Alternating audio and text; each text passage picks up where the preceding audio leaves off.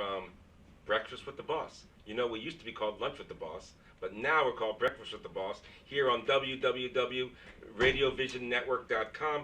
Our show, Breakfast with the Boss, is a show within a show because we have morning coffee every Thursday, and we're a segment within that show.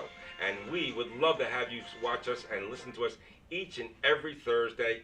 Again, my name is Scott Tanker, host with the show, and I have a very special partner with me today. Hi, Biz. How are you? I'm doing great. Now, we call her Biz, and we're not even going to tell you why, but she's a great gal. She's very familiar with the TV, very familiar with interviewing, and we have someone today that Biz and I would love you to meet. And her name is Eileen Jason. Eileen, how are you today? Good, thank you. How are you? Great, great. Eileen Jason is a owner of ARTA Consulting. Now, ARTA Consulting is a very interesting business, the kind of business that I can really wrap my arms around, I should say. Why? Because they talk about the culture of doing business between employees and employers. We talk about how can they get along better to make a better atmosphere, a better environment, a more productive environment. And let's face it, we work 1/3 of our life, we sleep 1/3 of our life, and the other third I don't want to know about because it may not be something I should hear.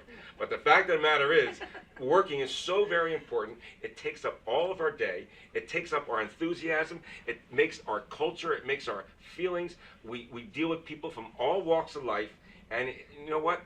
It's not easy. It's not easy. So welcome to our show. Thank you. Thank you.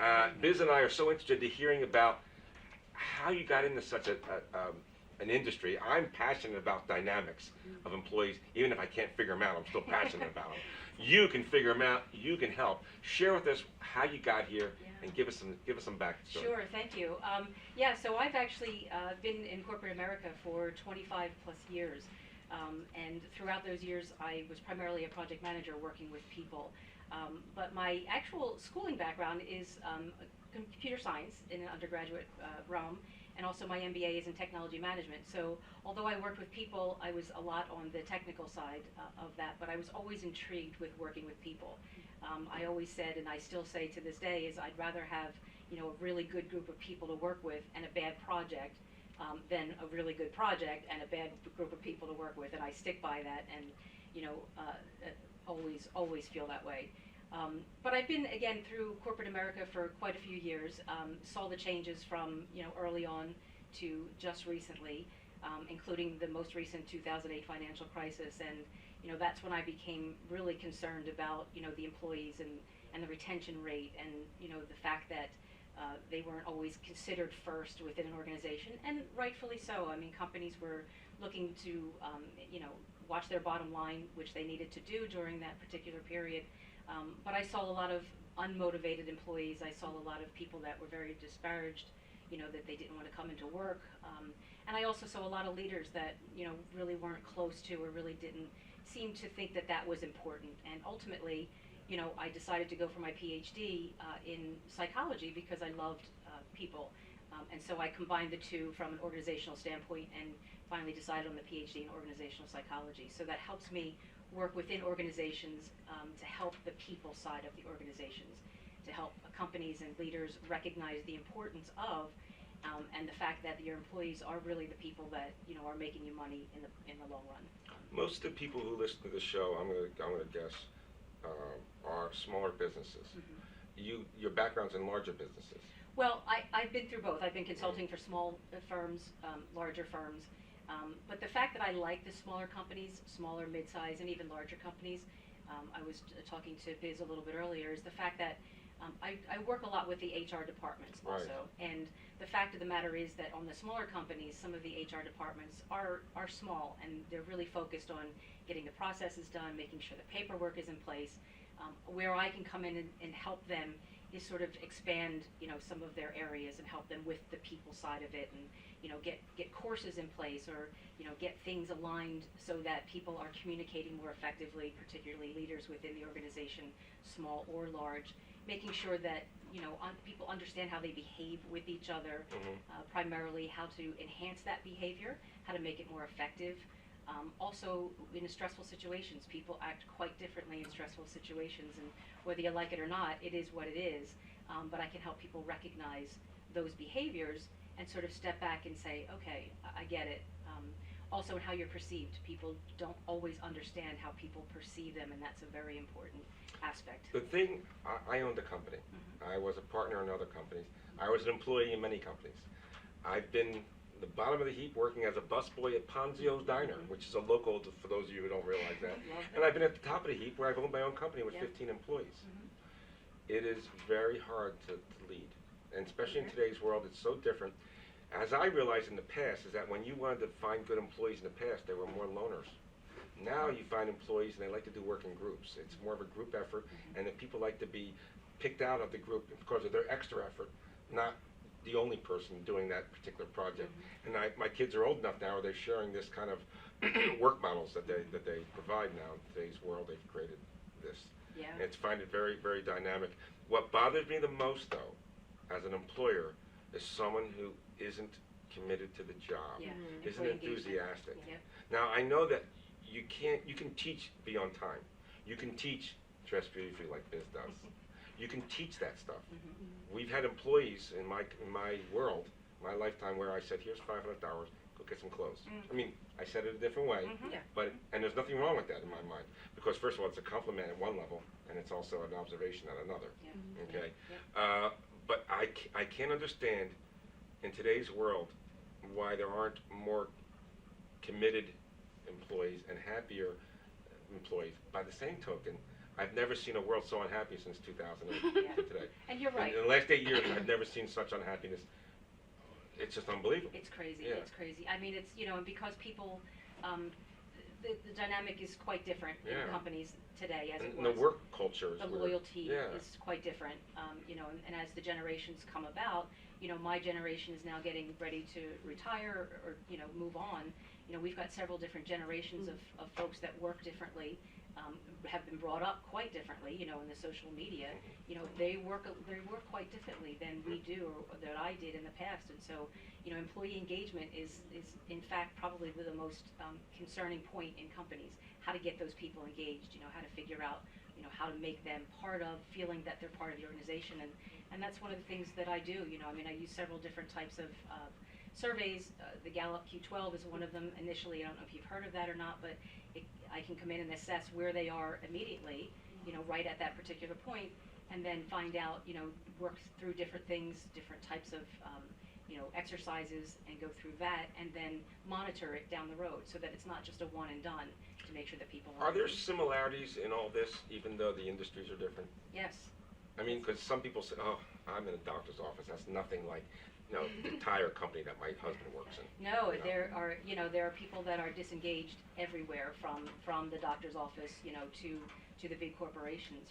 It's prevalent. Do you find that there's any trends across the different, you say, okay, in the health field, well, the general reason why there's a disconnect between management and employees would be this, or in the financial field, do you see any trends where you can apply to certain fields that markedly show that there's a difference?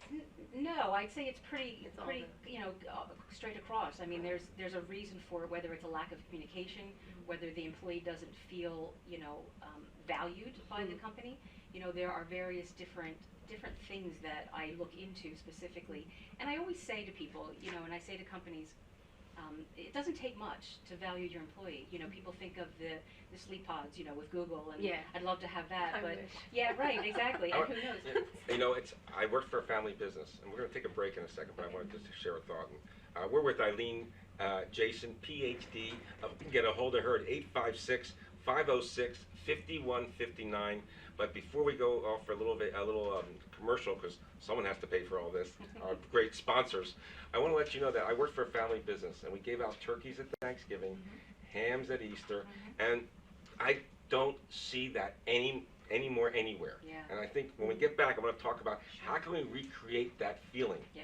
We'll be right back. This is Scott Tanker, host of Breakfast with the Boss, as part of our great show, Morning Coffee. Stay with us. Welcome back. This is Scott Tanker, host of Breakfast with the Boss. I'm here with my beautiful partner in crime, Biz, and our wonderful guest today, Eileen Jason, who's a PhD in organizational behavior, a psychologist, and a really smart person, because she is trying to make business better by making business easier, by making doing business happier. So tell us some hints. Give us some ideas. As I mentioned right before we left for break, I mentioned that my dad, in my family business, used to give out turkeys at Thanksgiving, and the employees were so appreciative. Now, the C-level executives are like, okay, thanks. What do I do with this? But so there's a difference. And that's also important for people to know. Yes. You can't treat everybody exactly the same. As my mom used to say, I love you all the same, but I treat you differently. Absolutely. Yeah, to motivate people, it depends, motivating different types of people within the organization. Or people are motivated differently, and that's an excellent point. A lot of companies say, I'm going to give everybody X, Y, Z, and everybody's supposed to be happy about it. But the idea, not everybody is. And not everybody is, exactly. And people, Never. So in order to help people with motivation, particularly, find out what motivates them. Believe it or not, people, and especially today, 95%, there was a Deloitte survey recently that 95% of people surveyed that they prefer a good culture over making more money. Yep. So that to me, is just an unbelievable The statement. concept of life and the quality of life is much more prevalent than our parents were. What do you mean? You just go to work and make money, and life Exactly. is whatever it is. Exactly. We are like, well, wait a second. I like a little bit more leisure time. Yeah. My kids are much more making sure the quality of life is a balance. Yeah. And I'm not sure their balance is a heck of a lot better than mine, but they're different. trying though. It's different. I see they're recognizing it more than I ever did. Well, when and I that's the was thing, the millennials that are in the Yes. workforce now Yeah. have a much different working perspective. Yeah. But that doesn't mean that they don't get the job done. No. They just get it done They're differently. so very smart. And I think Exactly. that kind of plays into it generationally. So when we're talking about the millennials, Mhm. there's more opportunity in regards to creativity and kind of going out on your own. Exactly. Like, for instance, my mother, she had very rigid guidelines. Yes. She needed to go to college, she needed to Exactly. go get this job, you stay at this job for this amount of time, you Yeah. get promoted, and you have people getting pensions and they stay and then retire. Yep. But I feel like with my generation, there's so many options. I can learn about a job in California and decide, oh, I want to go to California, which wasn't available before. And So there's technology less- today can allow you Exactly. to even do that Right. on this coast. Yes, you can Not work only from that, home. you can work at home. Yes. And And that's the what home-based businesses are 50-fold Yes. compared Yeah. to 20 years ago. And they're going to be more, I think, definitely. And that's what leaders need to understand. As they're going out, they need a succession plan, for people coming in, and it may not necessarily be the same work habits that they've, been brought up to say, as you've just said. But that doesn't mean again that they don't get the job done. Technology is so different than it was, even But 10 I years want to go ago. back to blocking and tackling because I'm an old guy. You guys are young and beautiful. I'm old, all right? And my idea is going back to basics. So, and when I was growing up in the business, there were very few companies had mission statements. Yeah. And very fewer ones had internal mission statements, which is one's external for the client, one's internal for the employee. Sure. I believe in both of those. The external one to me is a little stuffy, but the internal one is really important. Sure. That's your culture. Okay, And it's your again, culture, yep. and I don't think people spend a lot of time with that because they're trying to make money. They're trying to answer phones, answer computers, Yep. and I love the people that come out of the business schools or the Whartons where they literally sit back and they step through it and they have a stage of the game. And the old concept of planning is so important. Sure. And I started a couple businesses. I didn't know what I was doing. I just went to work, and I was lucky I had good people, and it all worked out. Well, there you go. There's your people. I see businesses that are good businesses with bad employees that will never work Bingo. out. Yeah, exactly. I'm working with one now, a particular diner, not even local, down in Cape May area. Okay. That I think the guy's great. He's the worst businessman I've ever seen in my life, and this company will not make it. And it's too bad because Yeah. he's got a great location. He's got everything working great. He just doesn't know how to run a business, and his employees don't have a lot of respect for him. Yeah. So let's talk a little bit because we So- have the leader side of things. Exactly, and and I'm glad you brought that up because my research specifically was on leadership trust. How to, what are the factors that affect leadership trust? And I did specifically the research during the 2008 financial crisis. I used the company that I was working for at the time, and turned out that there are really, two basic, factors that affect employee trust in leadership, and one of them is the culture of the organization. And I always say, when I ask leaders, do you know what your culture is saying about you? And they're, oh, I don't, that doesn't really matter, but it really does, because especially today with the social media, you can have an employee that may possibly be disgruntled, taking it out on social media for sure. And then motivation, job satisfaction, is the other factor. So, and again, we talked about that, getting back to the turkeys for Thanksgiving. It doesn't have to be the sleep pods. It doesn't have to be the $1 million bonuses. But it does have to be some form of appreciation, and it has to be sincere. Let's be personal as Exactly. much as possible, sensitive to the thing. Exactly.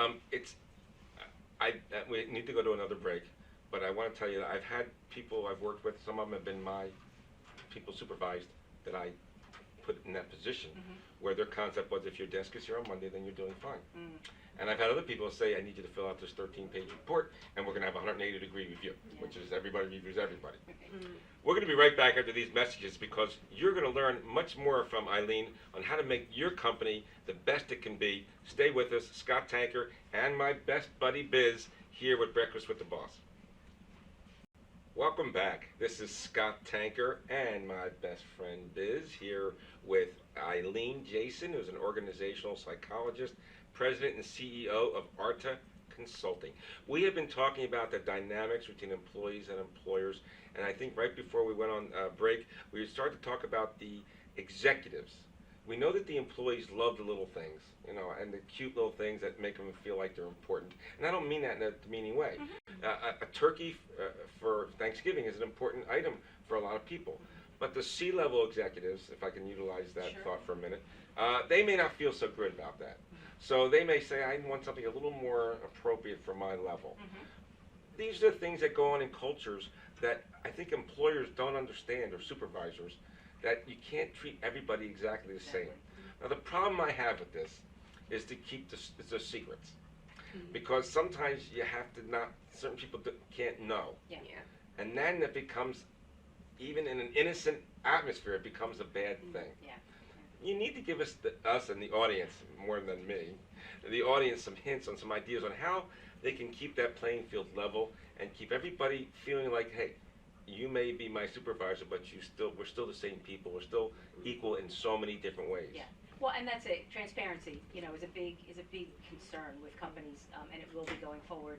You know, a lot of people you mentioned back in the day, you know, it was hush hush. I don't know what that person's doing. They don't know what we're doing. But now in today's sort of open world, you get a lot of, you know, you need a lot more transparency. You need a lot of, you know, face-to-face time. You need a lot of more open communication, and that's, I think, becoming a little more difficult at the executive level. What I try to stress to my people that I work with is the fact that you're going to gain more trust by openness, keeping the door open. You know, practice what you preach. Don't specifically say, you know, come into my office, I'm open anytime, and then build physical walls around you so that your door is shut. You know, your actions speak a whole lot louder than words, and that becomes very important, transparency, and making sure everybody understands and talking to people.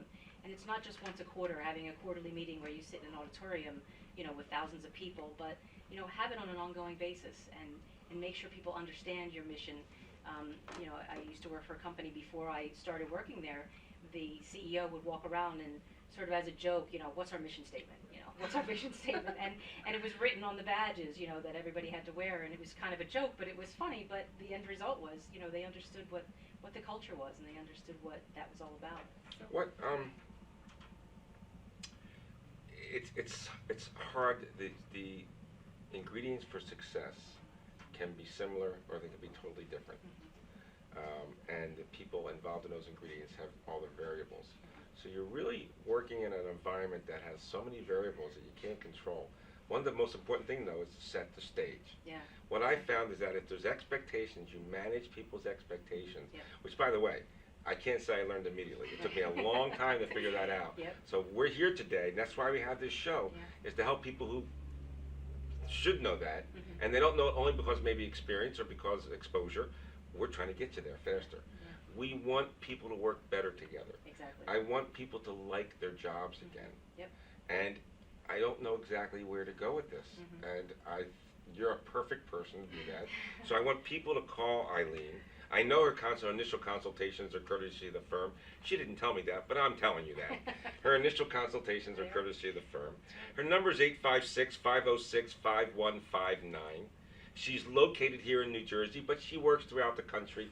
By today's technology, she could be working in India. It doesn't really matter. But you definitely need to speak to her and get some ideas on how you can make your business better. And it's not always more widgets. It's not always a better seat, although oftentimes that is a good thing to be more comfortable. Because ergonomics is a very important thing, and I can give you stories, which I'm not going to because I'm going to ask Eileen now to give us some examples of what happened and how did you fix it? Sure. So ergonomics is very important. I mean, there is a lot to be said for sitting at a desk 8 hours a day and not being comfortable. I recently worked with a nonprofit organization in this area, and I worked with the president specifically and the executive director. And both of them, the president called me and was having difficulty communicating with the executive director. In addition to the 15 or so people that reported to the executive director, there was a complete disconnect. Nobody wanted to go to work. No one was happy with, how that person was communicating with them. This person also had to do their reviews at the end of the year. He was sort of Real nervous atmosphere. very nervous, yeah. So I went in and gave him a quick assessment. One of the tools that I have access to, I belong to the American Psychological Association and Society for Industrial Organizational Psychology, so I have access to various different assessments, and this one was sort of a fun as well as a very telling assessment.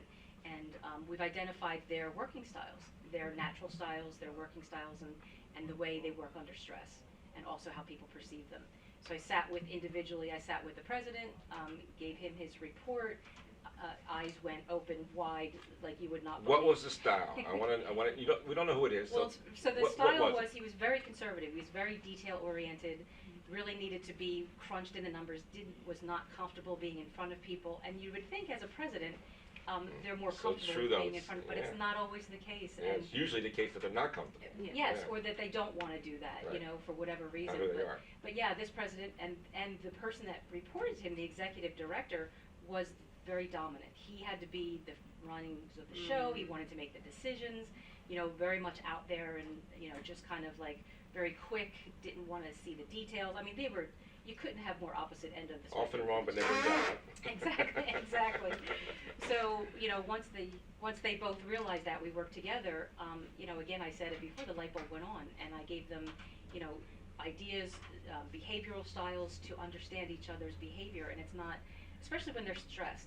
People who are aggressive have a very distinct style when they're stressed out, Not usually complimentary to anything. Well, and that's just where it doesn't necessarily mean that they hate your guts, or that they're out to get you. It's just their behavioral style, and people start understanding that and realizing that, and the president was very much, when he was stressed, he kind of withdrew and went into himself and didn't want to, have to deal with it. So once they understood that, I gave them exercises, followed up, and they're on the road to really actually communicating more effectively. I have to share, as an owner of a company, we do have to go to another break, I think, but as an owner of a company, my employees would alert me when I was stressed, and I was not a good stressed person. I used to almost get spazzy, because I was just all over the place, and someone had to just sort of put me back in my spot. And when I tell people out there who are employees, understand employers don't know it all. Just like parents, they're going to make mistakes. Some of the stuff they've never done before, they may act like they know because they think you need to see that, but you need to understand and have a little sensitivity that some of the stuff that they do, they don't know what they're doing. And oftentimes I find employees are much too critical without understanding that fact. We're going to be right back. Right, Keith, we'll be right back. We'll be right back. We have my best buddy Biz. We have my new best buddy Eileen, and we're here with Breakfast with the Boss. Hang with us. We'll be back in 30 seconds, maybe 90 seconds. Welcome back. This is Scott Tanker, host of Breakfast with the Boss, as part of Morning Coffee, with my best friend here, Biz, and our guest today, which is Eileen Jason. And I want to ask a question, and I know Biz wants to ask you one. The question I have, and this is because of me, I'm the kind of, and people probably know me, I'm a pretty casual guy, and I say things flippant. And my intentions are always honorable, but it doesn't always come out that way. And I make mistakes. The world is so sensitive now compared to when I was growing up in the world. And you had to learn to have a little bit of a tougher skin, which, by the way, is not a bad thing to have a tougher skin. But now it just seems like they're so sensitive that there's no such thing as tough skin, and you're afraid to say things, you're afraid to, maybe sometimes motivate people by other means that in past worlds it wasn't so bad, but now it seems like, oh, are you trying to say something wrong to me? What do we do with that? I'm, as they say in Yiddish, I'm verstumpt. It's a good question. What I would say is, in order to help prevent those types of situations, because you're absolutely right, the world today is much different than it was 20 years ago. Find out what motivates that employee. Find out what makes them tick, what their likes and dislikes are. And that's kind of what I do. I mean, I can either design a survey, or there's plenty of surveys out there to identify, what works with that employee. Because as you said, physical pat on the back, is not so bright in today's world. Unbelievable. Yeah, but it might be something different that motivates them, and that's just along those same lines. So, invest in your employees. Find out what makes them tick, and you'll be so grateful. And honestly, it increases the bottom line, because it will ultimately increase productivity. Once they feel appreciated, and again, it's not the $1 million, bonus check. Although if you can afford it, that's great. It's just the appreciation. It's, the smaller things, and being consistent.